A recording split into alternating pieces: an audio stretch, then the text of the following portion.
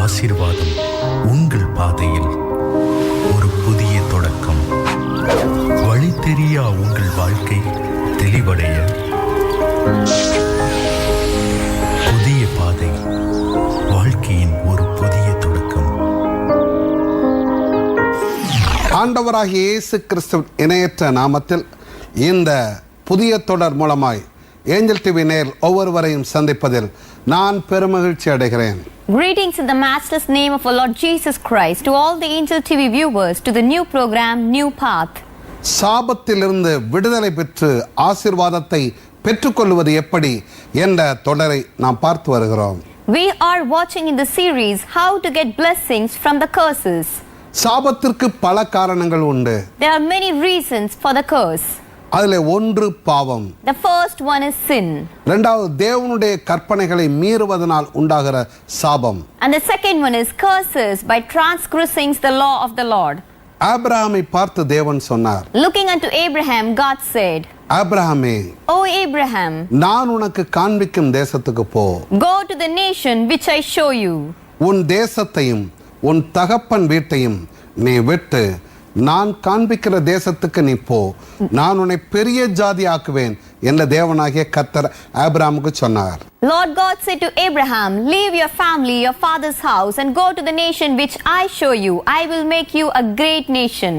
அப்படியே ஆபிரகாம் தேவனுடைய வார்த்தைக்கு கீழ்ப்படிந்து புறப்பட்டு போனான். Abraham obeyed to the word of God and he started. அந்த தேசத்திலே பஞ்சம் கொடிதா இருந்தது. But famine was very severe in that land. ஆகவே அவன் மாம்சத்தில் யோசித்தான். So he thought in the flesh. என் அன்பான தேவனுடைய ஜனங்களே, My dear children of God, தேவன் நமக்கு காண்பிக்கிற இடத்திலே இருப்போம். let us be in the place which God shows us. ஏதோ ஒரு பிரச்சனை வருகிறது என்பதற்காக இடம் பெயர்ந்து விடாதிருங்கள். Do not go into a separate place thinking that you have some kind of problem there. நகோமி என்ற அருமையான ஒரு சகோதரி எடுத்து பாருங்கள். Look at the beautiful sister Naomi. அவள் பெத்லஹேமிலே குடியிருந்தாள். She stayed in Bethlehem. அந்த தேசத்திலே பஞ்சம் வந்தது. But famine came to that land. உடனே தன்னுடைய எல்லா சொத்துக்களையும் விற்று கையில் எடுத்துக்கொண்டு மோவாப் தேசத்திற்கு போனாள். Immediately she sold all her possessions and went to the land of Moab. Moab என்றால் அருவருப்பு. Moab means abomination. அந்த இடத்திற்கு அவள் போனாள். She went to that land. நடந்தது என்ன? What happened there? சாபம். Curse. என்ன சாபம்? What kind of curse? தன் கணவனை இழந்தாள். She lost her husband. இரண்டாவது தன்னுடைய அன்பு பிள்ளைகள் மக்லோன் கிலியோன் என்ற 2 பிள்ளைகளையும் இழந்தாள். Secondly, she lost their children, Maglon and Gileon. தன்னுடைய எல்லா சொத்துக்களையும் இழந்தாள். She lost all her property. தனித்து விடப்பட்டாள். She was left separated one. சாபம் கொடியது பிரியமானவர்களே. My dear beloved ones, curses are a terrible one. ஆபிரகாமை பாருங்கள். Look at Abraham. பஞ்சம் வந்த பொழுது எகிப்து தேசத்துக்கு போனான். When the famine came in there, he went to Egypt. எகிப்துக்கு போக கூடாது. He should not go to Egypt. நம்மை பரம கானானுக்கு போகும்படியாய் அழைத்திருக்கிறார். God has called us to go to eternal Canaan. நாம் யாவரும் தேவனோடு கூட தேவனை பின்பற்றி போய் கொண்டிருக்கிறோம். We are all following God behind him. எகிப்து என்பது பின்மாற்றம். Egypt means backsliding. ஒருபோதும் பின்மாற்றத்தில் போய்விட வேண்டாம். And let us not go to backsliding at any time. Abraham எகிப்துக்கு போனான். Abraham went to Egypt. நடந்தது என்ன? What happened there? அங்கே இருக்கக்கூடிய ராஜா அவருடைய மனைவியை கொண்டு போய்விட்டான். But the king in that place took away his wife. ஆனால் தேவனாகிய கர்த்தர் எச்சரித்தார். But the Lord God warned him. அதன் மூலமாய் அந்த ராஜா திரும்பவுமாக ஆபிரகாமின் மனைவியை திரும்ப அனுப்பித்தான். Because of that, the king gave away the wife of Abraham back to her.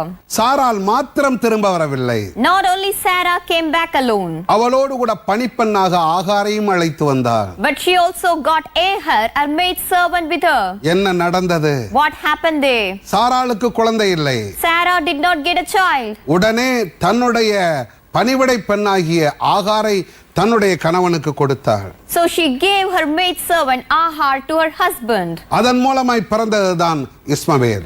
Only through her Ismael was born. இஸ்ரவேலிலே சேஷ்ட புத்திரபாகம் என்பது விலையேறப்பெற்ற உண்டு. In Israel, the firstborn right is a very special one. சேஷ்ட புத்திரபாகம் என்பது முதற் பிள்ளைக்கு உரியது. The firstborn right belongs to the firstborn child. தலைச்சன் பிள்ளைக்கு உரியது. And it belongs to the firstborn child. அவனுக்கு எல்லாவற்றும் 2 மடங்கு கொடுக்க வேண்டும். And he has to give twofold in all his possessions. அது மாத்திரமல்ல, ஒவ்வொரு குடும்பத்திலும் ஒரு ஆசாரியன் இருப்பான். Not only that, in every family there will be a priest. அந்த ஆசாரியன் அந்த தலைச்சன் பிள்ளைதான். And the firstborn is the priest of that family. அவனுக்கு ஒரு அடையாளமும் இருக்கும். And to him there is also a sign. இஸ்ரவேலிலே தலைச்சன் பிள்ளை என்றால் ஒரு தனி கௌரவம் தான். And Israel, to the firstborn children, they have special honor. ஆனால் ஆபிரகாம் எகிப்துக்கு போனதனால் வந்த சாபம் என்ன? But what are the curses Abraham got by going to Egypt? ஆபிரகாமுடைய தலைச்சன் பிள்ளை இஸ்மவேல். The firstborn of Abraham is Ishmael. அவனுக்கு போக வேண்டிய சேஷ்ட புத்திரபாகம் ஈசாக்குக்கு வந்தது. The firstborn right which has to go to him went to Isaac. ஈசாக்கை கவனித்து பாருங்கள். Look at Isaac and see. ஈசாக்குக்கு 2 குழந்தைகள். Isaac has 2 children. ஏசா, யாக்கோபு. Esau and Jacob. ஏசா தான் தலைச்சன் பிள்ளை. Esau is the firstborn child. அவன் தான் முதற்பேரானவன். And he is the firstborn. ஆனால் அவனுக்கு அந்த சேஷ்ட புத்திரபாகம் கிடைக்கவில்லை. But he did not get his firstborn right. அவனுடைய தம்பியாகிய யாக்கோபுக்கு கிடைத்தது. But his brother Jacob got that right. யாக்கோபினுடைய வாழ்க்கையை கவனித்து பாருங்கள். Look at the life of Jacob and see.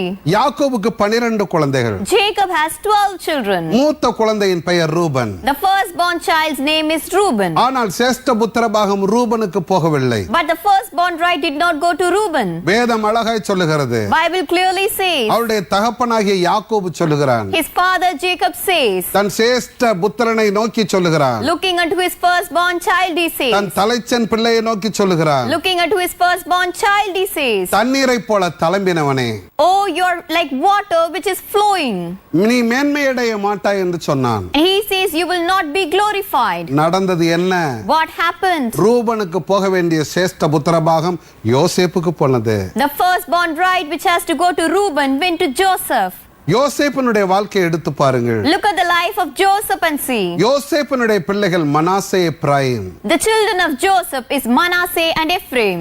மனாசேக்கு போக வேண்டிய அந்த சேஷ்ட புத்திரபாகம் எப்ராயிமுக்கு போனது. The firstborn right of Manasseh went to Ephraim.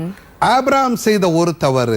The one mistake of Abraham. தேவனுடைய வார்த்தைக்கு கீழ்ப்படியாமல் அவன் எகிப்திற்கு போனது. And he disobeyed the word of God and went to Egypt. அதனால் 4-5 தலைமுறைகளில் வருகிற சாபங்களை பாருங்கள். And look at the curses which comes to 4th and 5th generation because of that. வேதம் அழகாய் சொல்லுகிறது. Bible very clearly says. பிதாக்கள் செய்த அக்கிரமங்களை 3-4 தலைமுறை மட்டும் நான் விசாரிக்கிற கர்த்தர்.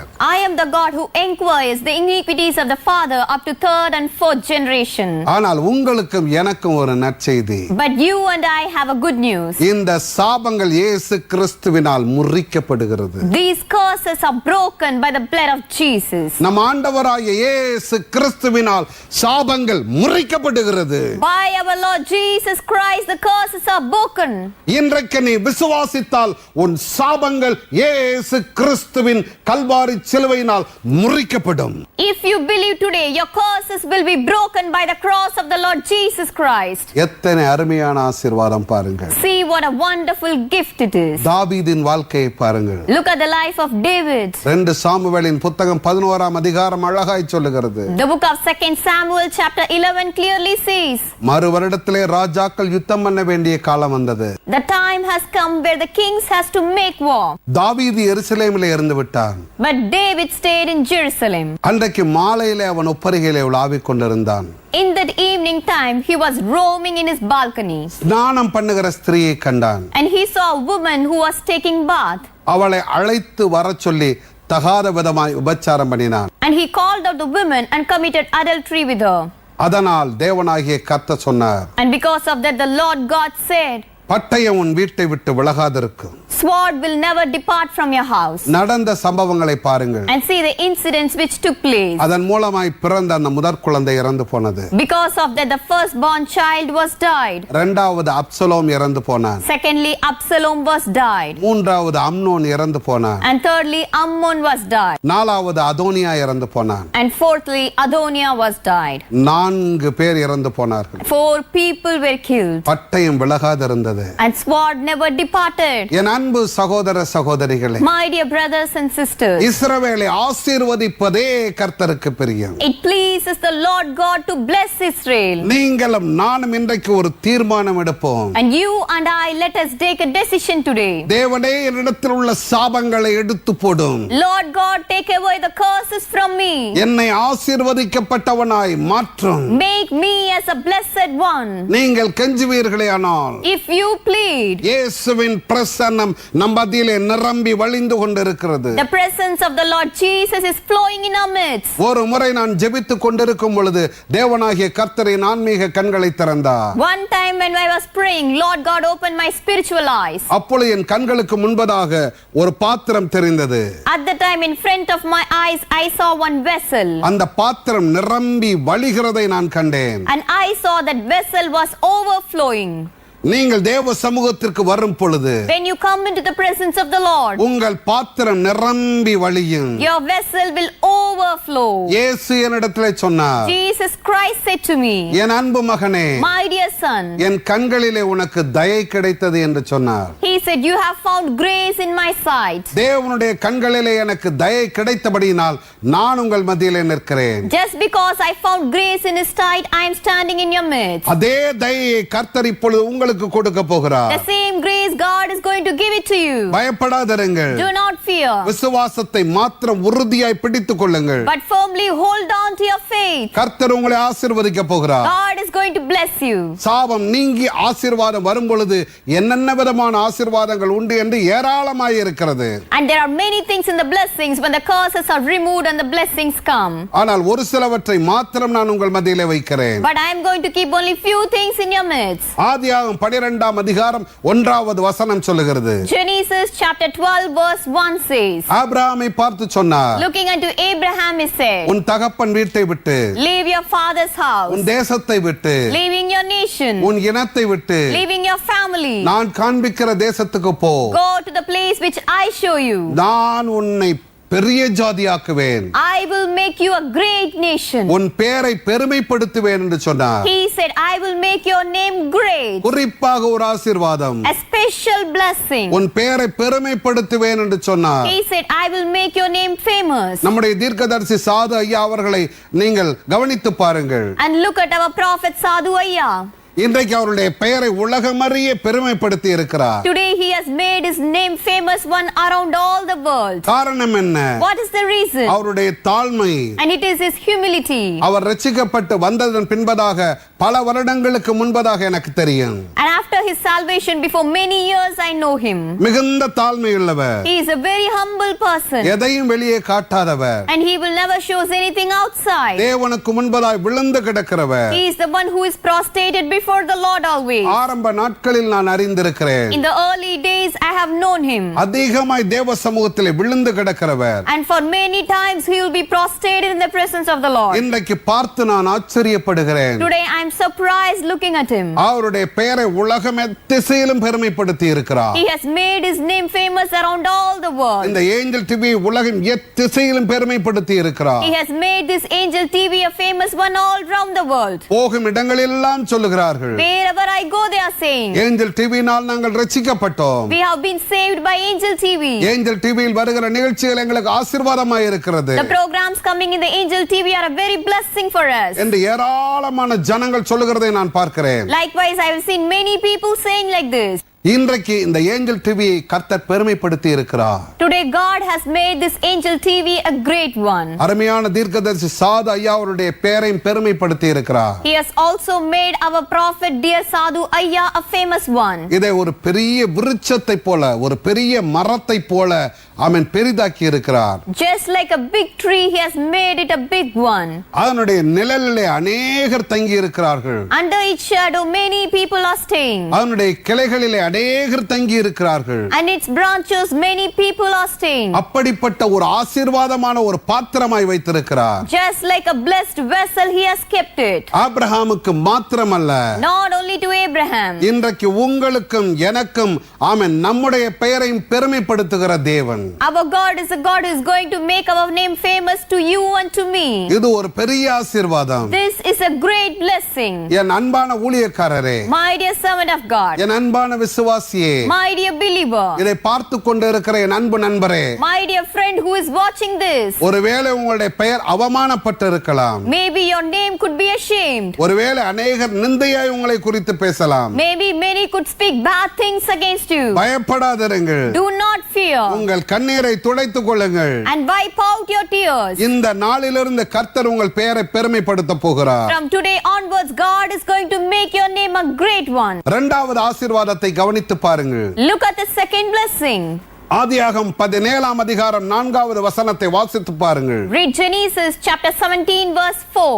நீ திரளான ஜனங்களுக்கு தகப்பனாவாய் என்று சொல்லி வேதம் சொல்லுகிறது. Bible says you will become a father to many nations. நீ திரளான பிள்ளைகளை நான் உனக்கு தருவேன். I will give you many children. உங்களுடைய சந்தானத்தின் மேல் கர்த்தர் ஆசீர்வாதத்தை கொடுப்பார். God will give a blessing upon your generation. என் அன்பு சகோதரனே, My dear brother, என் அன்பு சகோதரியே, my dear sister, பிள்ளை செல்வம் என்பது பெரிய ஆசீர்வாதம். to get a child is a great blessing. ஒருவேளை குழந்தை இல்லாமல் இருக்கிறீர்களா? Are you without a child now? அது ஒருவேளை உங்கள் முற்பிதாக்களுடைய சாபத்தினால் இருக்கலாம். That could be because of your generational curse. இன்றைக்கு அந்த சாபத்தை கர்த்தர் முறிக்கிறார். Today God is breaking that curse. ஆபிரகாமுக்கு குழந்தை இல்லை. Abraham did not have a child. Abraham கதறினான். Abraham cried out. தேவனாகிய கர்த்தர் அவனுக்கு வாக்கு பண்ணினார். The Lord God gave him a promise. 75வது வயதிலே வாக்கு பண்ணினார். In his 75th age he promised. நீ திரளான ஜனங்களுக்கு தகப்பனாவாய் என்று சொன்னார். He said you will become a father to many nations. Abraham அதை விசுவாசித்தார். Abraham believed it. ஆகவே அது அவனுக்கு நீதியா எண்ணப்பட்டது. So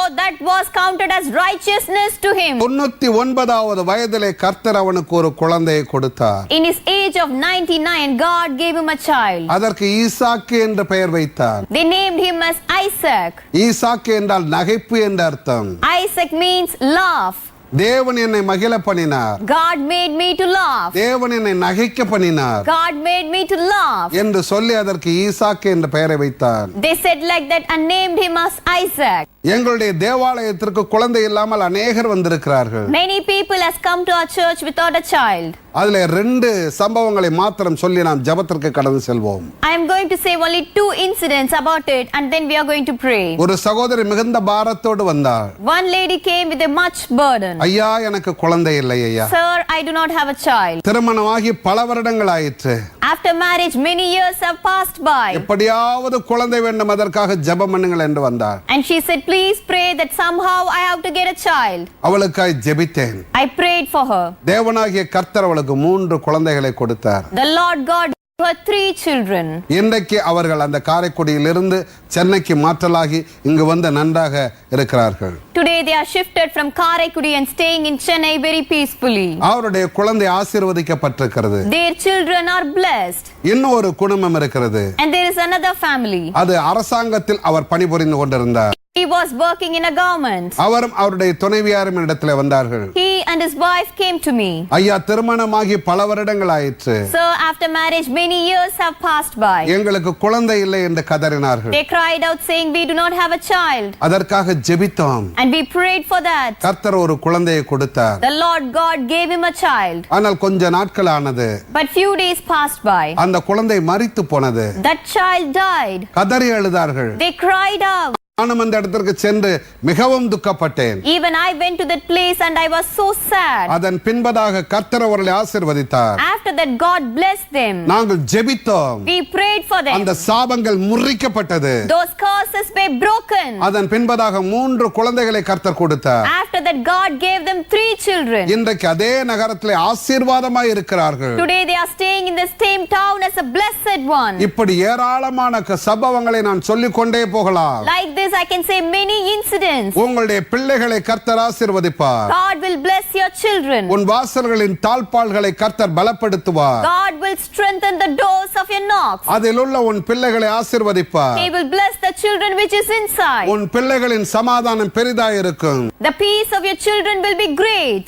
ஒருவேளை ஆபிரகாமை போல குழந்தை இல்லாதபடிக்கு இன்றைக்கு தவிக்கலாம். And you may cry out like Abraham without having a child. நான் தேவனுடைய ஊழியக்காரன். I am the servant of God. தேவனுடைய வார்த்தையின்படி உங்களுக்கு சொல்லுகிறேன். As per the word of God, I'm saying to you, நீ திரளான ஜனங்களுக்கு தகப்பனாவாய். you will become as a father to many nations. உன் ஜனம் எண்ணி முடியாததா இருக்கும். Your nations will be a countless one. வானத்து நட்சத்திரத்தை போல பெருகச் செய்வார். I will multiply just like the stars of the sky. என் அன்பு சகோதரியே, My dear sister, மலடி என்ற சொல் உனக்கு மாற்றப்படும். the barren which is given to you will be changed. பிள்ளை தாட்சியாக்குவார். He will make you as a mother having child. உன்னை சந்தோஷப்படுத்துவார். He will make you to rejoice. இன்றைக்கு அந்த சாபங்கள் முறிகிறது. Today the curses are broken. உங்களுடைய பெயரை கர்த்தர் பெருமைப்படுத்த விரும்புகிறார். God wants to make your name a great one. தேவனோடு இருக்கும் பொழுது, When you are with the Lord, தேவனுடைய வார்த்தைக்கு கீழ்ப்படியும் பொழுது, when you obey to the word of God, தேவன் உங்களை ஆசீர்வதிப்பார். God will bless you. உங்கள் பெயரை பெருமைப்படுத்துவார். He will make your name a great one. பிள்ளைகளை கொடுப்பார். He will give children. சாபங்களை முறிக்கும்படி இப்பொழுது ஜெபிக்க போகிறோம். Now we are going to pray to break the curses. கண்களை மூடி உங்கள் தேவைகளுக்காக இப்பொழுது ஜெபியுங்கள். Close your eyes and pray for your needs now. கர்த்தர் வரப்போகிறார். God is going to come. அதற்கு முன்பதாக ஆசீர்வாதங்களை பெற்றுக்கொள்வோம். Even before that, let us receive the blessing.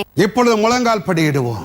Now let us kneel down. தேவ பிரசன்னம் நம் மத்தியிலே வந்திருக்கிறதை நான் பார்க்கிறேன். I see the presence of the Lord has come in our midst. தேவனாகிய கர்த்தர் நம் மத்தியிலே வந்திருக்கிறார். The Lord God has come in our midst. பரலோக பிதா நம் மத்தியிலே வல்லமை அனுப்பி இருக்கிறார். Our heavenly Father has sent his power in our midst. இதோ என் கண்களுக்கு முன்பதாக ஒரு சுருளை பார்க்கிறேன். Here in front of my eyes I see a scroll. அந்த சுருள் விரிக்கப்படுகிறது. That scroll is opened. குழந்தை இல்லாதவர்களை குறித்து அந்த சுருளில் எழுதப்பட்டிருக்கிறது. It is written in that people who are not having children, கர்த்தர் உங்களுக்கு குழந்தைகளை கொடுப்பார். God will give you children. அதிலே அவருடைய பெயர்கள் எழுதப்பட்டிருக்கிறது. In that the names are written. அந்த குழந்தைக்கு என்ன பெயர் வைக்க வேண்டும் என்பதை நான் உனக்கு அறிவிப்பேன். I will announce to you what name that you should give to that child. என்னுடைய வார்த்தையை நம்பு.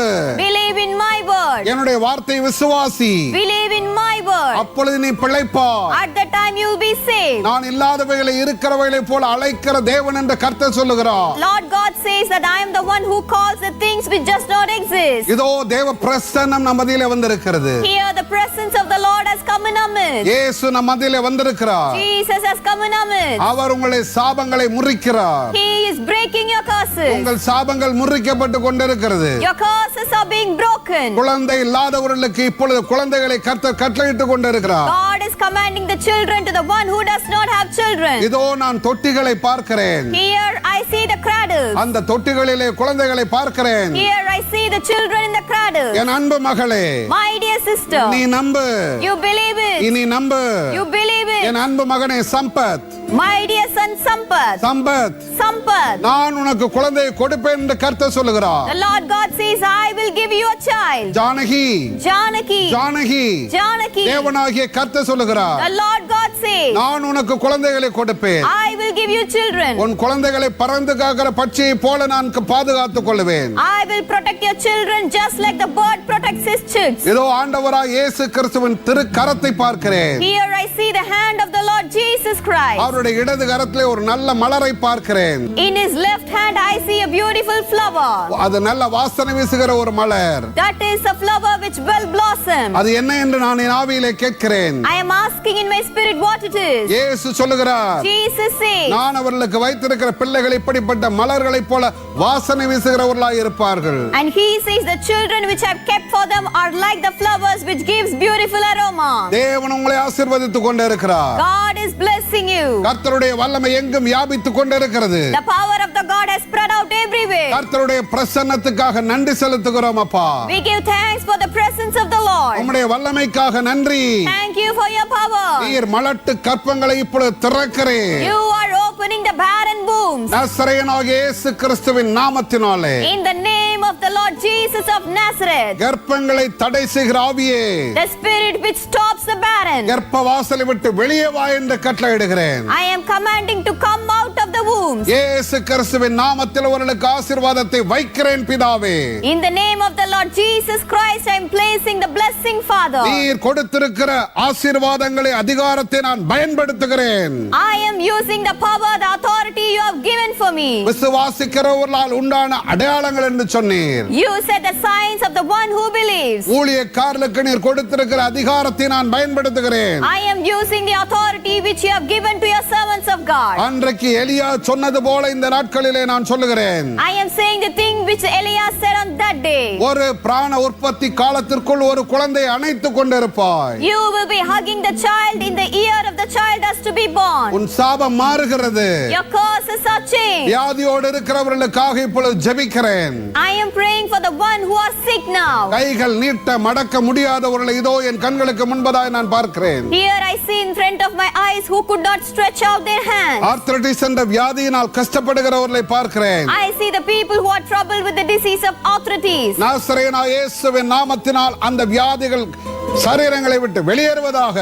I am commanding to come out from their bodies in the name of the Lord Jesus Christ. பாரத்தோடு இப்பொழுது ஜெபம் பண்ணும்படியாக தேவன் கட்டளையிடுகிறார். God is commanding to pray with great burden now. கல்வாரியை நோக்கி பாருங்கள். Look unto the Calvary. அநேகர் பாரமில்லாமல் ஜெபிக்கிறீர்கள். Many are praying without burden. கர்த்தர் இப்பொழுது பாரத்தை தருகிறார். God is giving the burden today. தேவனுடைய வல்லமை நம்ம மத்தியிலே இறங்கி வருகிறது. The power of the Lord is coming in our midst. இயேசு ஒவ்வொரு இல்லங்களையும் ஆசீர்வதிக்கிறார். Jesus is blessing each and every house. நன்றி செலுத்துகிறோம் பிதாவே. We give thanks, Father. உம்முடைய வருகைக்காக உம்முடைய பிள்ளைகளை ஆயத்தப்படுத்தும். Prepare your children for your coming. ஆசீர்வதியும். Bless them. காத்துக்கொள்ளும். Guard them. இயேசு கிறிஸ்து எனும் நாமத்தில் வேண்டிக் கொள்கிறோம் எங்கள் அருமை பிதாவே.